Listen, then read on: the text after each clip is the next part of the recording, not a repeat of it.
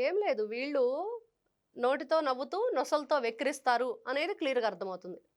అంతే. ఒకవైపు నవ్వుతూనే ఉంటారు. నొసలుతో వెక్కిరించటం అంటే ఇట్లాంటి బాపత వాళ్ళకే అర్థమవుతుందది. వీళ్ళు చేసే పనులు ఎప్పుడూ వీళ్ళ పనేంటంటే ఫేక్. విష ప్రచారం చెయ్యాలి. ఏదైనా విషయాన్ని చిమ్మాలి.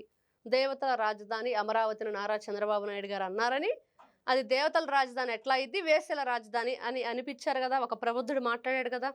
మరి అరెస్ట్ చేసి అతన్ని ఎంక్వైరీ చేస్తే ఏమన్నాడు?